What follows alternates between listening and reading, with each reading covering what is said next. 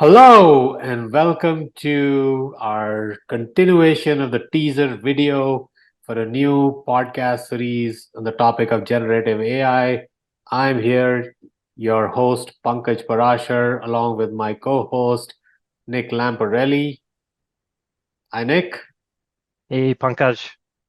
Awesome. So, what we were going to do today live was to use AI, ChatGPT, and Bard to come up with the name of our podcast. As unimportant it could be in the overall scheme of themes, we thought that every element associated with creating this podcast content should be done with the help of AI, ChatGPT, and Bard in our case. And so here we go. Here we go. We are at the very first thing. So what we're going to do is the way we'll set up is I'm going to share my screen so that you all can follow the conversation as we go along. And Nick is going to be working on his computer. The way we've decided to do this is as we are learning about AI to and using AI to come up with a name, we're going to use both ChatGPT and Bard. As you can see on the screen here, I have gone to chat.openai.com, which is the login or the URL to get to OpenAI. And I am going to put a prompt here, and Nick is going to put the same exact prompt on Bard. And Nick, how did you find Bard on your computer? Yep. So for the audience that is unaware, it's Bard is part of Google, and it's very simply instead of google.com, it's bard.google.com. And similar to OpenAI, it's likely going to ask you to log in. And so because it's Google, for most of you that have a Gmail account, it's a very simple just point to your whatever instance of Google or Gmail that you want to use and just log in that way. Excellent. So just a little bit of a color, as you can see on my screen that I'm sharing. The prompt is, I'll explain a little bit about why I put this particular content in the form of this question. Um, I've given it a little bit of a context. So I've said that, listen, we are starting this new podcast focused on generative AI, and that will include an insurance industry perspective, just to give it a little bit of a flavor. And it has the two of us hosting it on a bi-weekly basis. And the first question that I'm asking the chat GPT is not to come up with the name itself, but I'm asking it to tell me what information additionally it needs from us so that it can come up with a nice, unique, and catchy name. So that's essentially what this initial prompt is. Yeah. I wanna I wanna piggyback on top of that, Pankaj, because I'm a little bit more of a newbie around using the AI tools than you are. And this is relatively new to me that you can do something like this. I would have probably just asked it for some names, and that's generally how I've used it when I've tried to create headlines for some of my blog articles or whatever. It's just like, hey, I will try to give it some context. I think it's important for the audience to know you need to give context. You can't just we wouldn't just want to ask it, hey, give us some names for a podcast, right? It just doesn't have enough context to go by. So Pankaj was really laid out a little bit of the details to give it context. I would have probably just asked, but this is likely the way that that the most productive way to engage with the AI is to ask the AI how it wants to engage. So I'm very interested to see, Pankaj, we should probably do an experiment to see if we change that last question, just said, give us some answers, how it changes from more of the, what else do you need and how do we engage? Absolutely, absolutely. And I was just, going to say this last thing that this is no different if you think about it as if we did not have these tools. And let's say if I had gone to a brand naming expert, and I would have just said, "Hey, tell me Yeah. the name of a new podcast." Most likely, that human would have said, "Hey, Pankaj, it I need more depends. details. Give me more details." They may ask us additional questions, and so in many ways, that a human will be doing this job. We want the computer to also get a lot more information as an input so that they can come out with the output. Pankaj, before we actually get the answer, and I'm going to run the same prompt in Bard. Can you explain the difference between GPT-4 and 3.5? Yes, and this is the extent to what I know, Nick. So take it for what it is. Uh, OpenAI, when they started the company, what was it, 8 years ago? And believe it or not, Elon Musk was a co-founder, along with Sam Altman, who's the ex-president of Y Combinator here in the Bay Area. They started working on coming up with scrolling the internet, right? Just sort of going through all of the content that was on the internet and using that data to come up with an initial model that could use natural language processing, um, such as text and email as inputs, right, to get to the answers. And they started creating this modeling. So they went from GPT-1 to GPT-2 to GPT-3 to GPT-4. And so what 3.5 and 4 are indicating is that they are taking more and more inputs as more and more data points as inputs, uh, in order to come up with that model that is supposed to be more accurate, more smarter.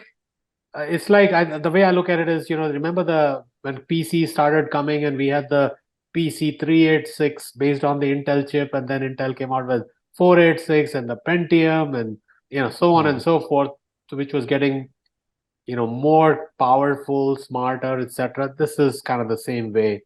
Uh, GPT-5 is supposed to come out, which is supposed to have trillion of data points, Yeah. and even yeah. Go ahead. Is GPT-4, is that the paid version? Yes, it is. Good Okay. question. So the 3.5 is free. I chose to pay because I've read about how a lot of the times in the free version, and I've experienced it when I was using it, it would just give me a message that, hey, there's too many people, you'll have to wait. And just for the interest of our podcast, I just felt we didn't have the time to, to wait. So Hold on. Yeah. so $20 is the investment for, part investment Okay. into this podcast. All right. Okay. All right. I'm ready to go. Are you ready to go? I am ready to go. All right. So we're gonna Hit enter. hit enter and see what this guy comes up with. I got Bard running on the other end. Excellent. So, wow. So here you go. They are asking us a whole lot of questions.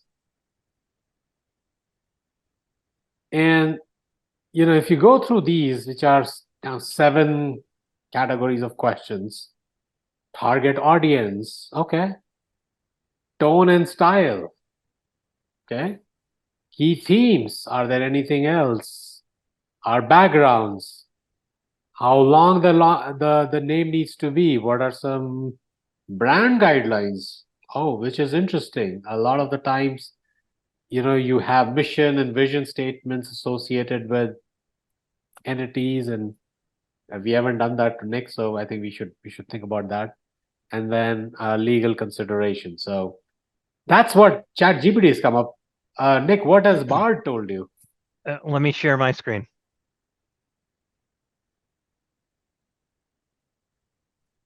Okay.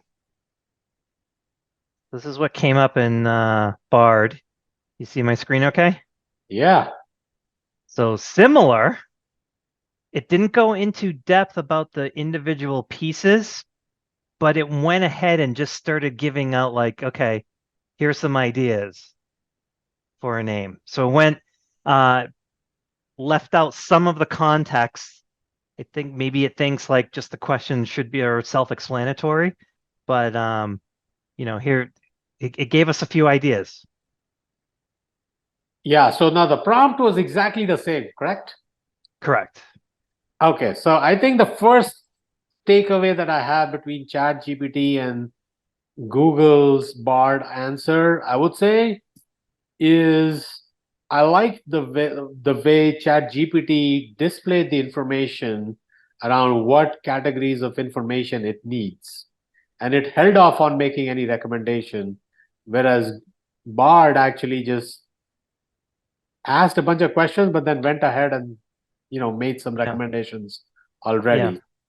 Yeah. Which looking at the answers, it's nothing like specifically comes out as like, oh, I really like that. Exactly. It said these are very creative, but Mr. Bard and Google, this is as blatantly common as you can get. The AI Yes. insurer, Gen AI Yeah. for insurance.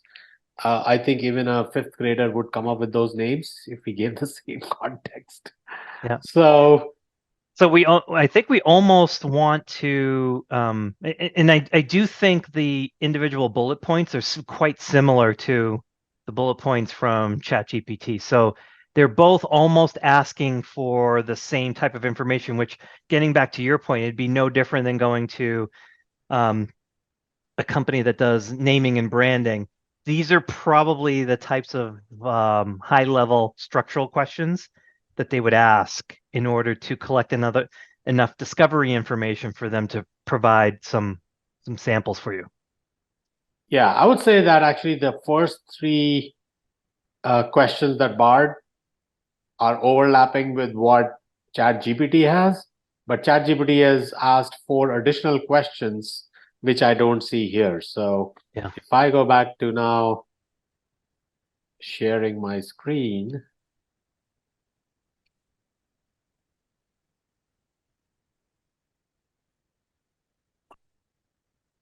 right? So target audience, tone and style. And then I like the fact that they're asking us about our backgrounds, length. Yeah. Hey, it needs to be a 4-letter word or a 7-letter word, etc., etc. So why don't we do this? I wish it could just take voice as input, but unfortunately it doesn't. So we're just gonna say, let's just start giving it the answers. Okay, so target audience, I would say is, it says Predominantly insurance professionals, but with the goal of being able to help anyone else interested in AI. okay. All right, so predominantly insurance professionals but broadly for tech enthusiasts as well. Okay. Yep. All right. Tone and style. I would say fun and engaging. Fun and engaging. I would say yeah. Fun and engaging. There are already too many AI stuff that's way too serious and professional. Yeah, I agree. So this was the tone and style. Third is key themes. So question, Pankaj. You are going directly to what it's asking for. Do we need to re-ask the original question and then layer this in? Or does ChatGPT already know that we've asked the question? And this is, it recognizes that your response is a retort to its answer. Yeah, great question, Nick. And because I've done this a few times, I know the answer, so I went ahead. But good catch. What ChatGPT does is it remembers the context in the previous questions. which is why I love this, that you don't have to repeat and give it the context again that, hey, remember ChatGPT, we were trying to name a podcast and blah, blah, blah. And so it takes the previous answers, Q&A, as context to the question that's being asked. So therefore, we don't have to repeat. Awesome. All right. So key themes, and I think we covered this in the last theme. The themes that we have are related to how does AI impact the functional areas within insurance, and that by that I mean underwriting, claims, distribution.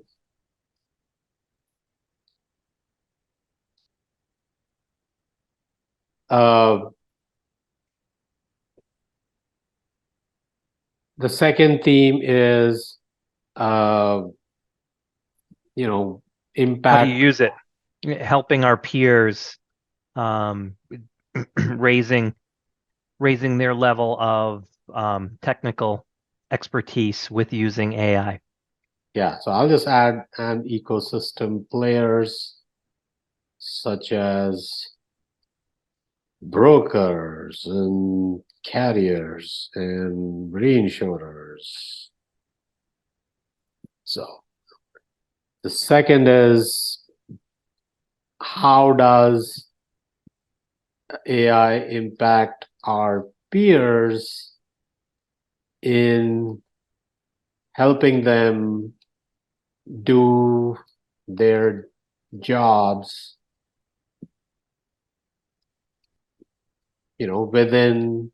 in an enterprise context?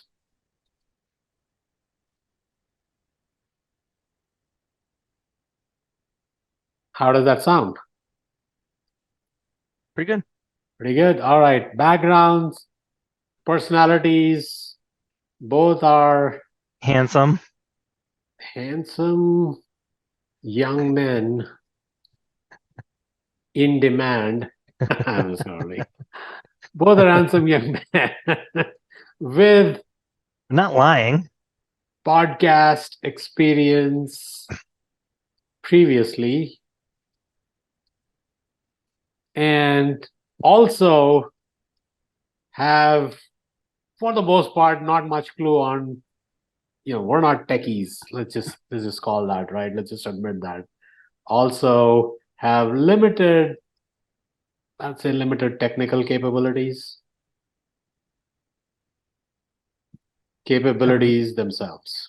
I would never admit that, but yeah, I know enough about you. I'm sorry. It's probably true. and by listeners, by limited technical capabilities, I mean we're not guys who are talking Coding in Python language or R or any of the C++ and Java. We just know what technology can do.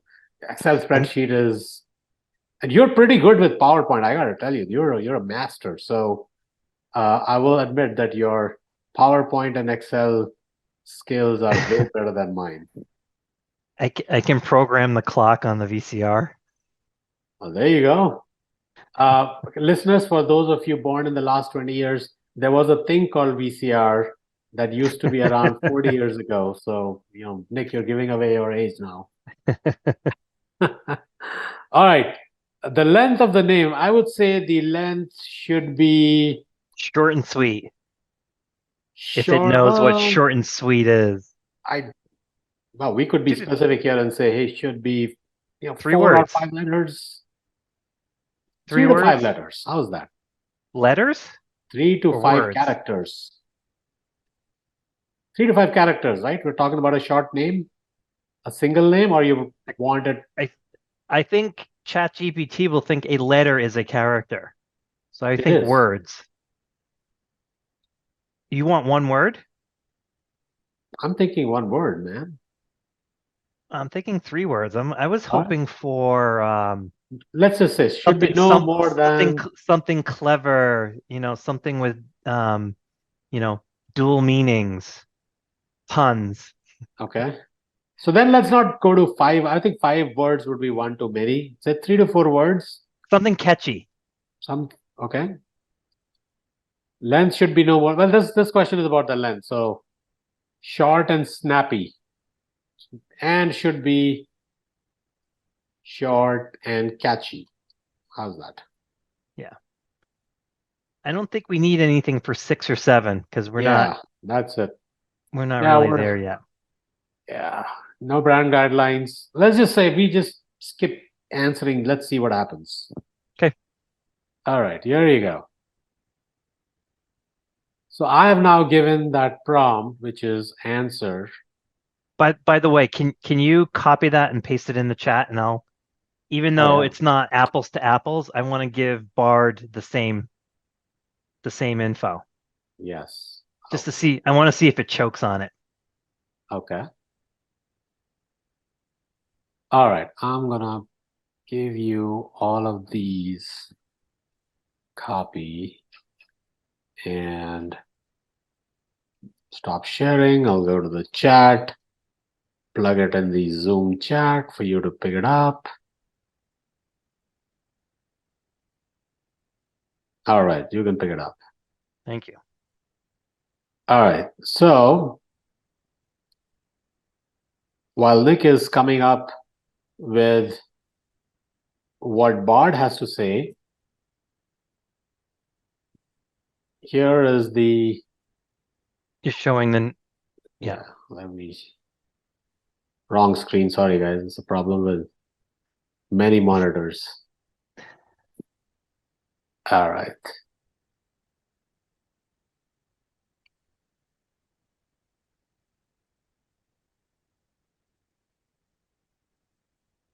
Okay, so now it's come up with some unique, catchy names. What he thinks are unique, catchy names, and there are like 10 recommendations. Okay. Oh, you know what? There's one that has caught my eye, Nick. So when you're ready, I want to see which one has caught your eye. Bytes and policies. I like bytes and policies. I like risk and robots. That's interesting. Risk and robots. I think it captures it's not just insurance where risk is coming, but at some point in time, we'll also talk about ethical AI and kind of the misuse of AI. We're starting to see some of that come out, but overall, I'm waiting to see what Bard comes up now and see if we can. It's a little bit unfair to Bard because I fed it your answers to ChatGPT. So if you let me share my screen now. All right. Okay. The names are pretty bad. It didn't really know what to do. Well, if you go back up, actually it should, because it said, give me answers to the questions. One of the questions it says was, what is the target audience for the podcast? In the answer, if you see, I said target audience, predominantly, so it has answered the question, not in the order, but there was never a numbering to that question. So it could have gotten confused, but it did answer the question. It did recognize that this, at the beginning at least, will be predominantly engaging with insurance professionals. So every answer except for the last one has something about insurance associated with it. And the last one's pretty bland. It's not catchy at all. Absolutely not. Absolutely not. So now if you go back to ChatGPT's responses,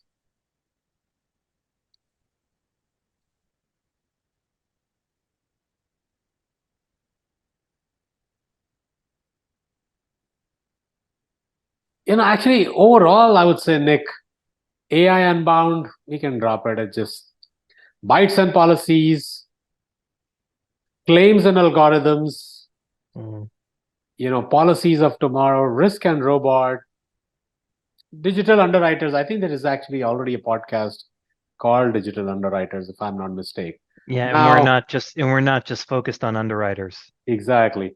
Now, here's what I'm thinking of doing right at the spot of the moment. I'm saying there's too many recommendations. Why don't I ask ChatGPT to give me the top two recommendation? Let's see what it comes up with. Okay. Can you recommend the best two names from this list? So I would prefer, like you, I think you want it to be catchy. I think bites and policies. I think it's interesting. There's a play on words there with bites, like you could probably do something with. Policies is obviously associated with insurance policies. So then risk and robot, insurance is risk, robots is really, what we're talking about here with AI. Those are the two I would select as well. Absolutely awesome. Well, let's see whether or not Mr. ChatGPT agrees with us. And if you want, I could actually copy paste this list of 10, give it to Bard and say, make Do a that. recommendation from these top 10. Let's do that. Why not make it? We don't want our friends in Google complaining to us that we are biased. So I'm just going to give you these 10 names, copy, stop share, chat.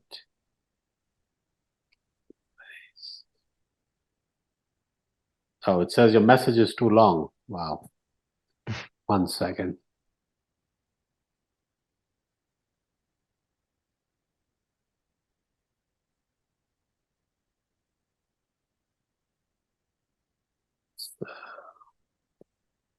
I'm just going to break it up into two chat texts. So this is the first one.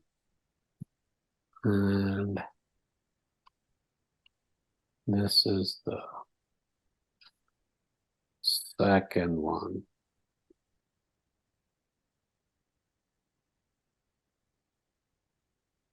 All right, I've sent you both of those.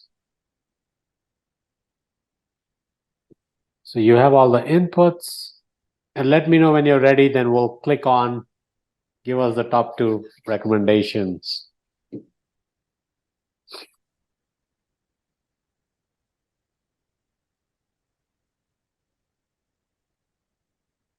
Okay, let's go.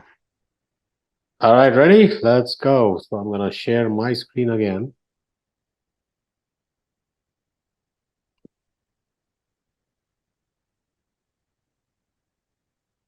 All right, here you go. Let's see. Oh, look at that. And No.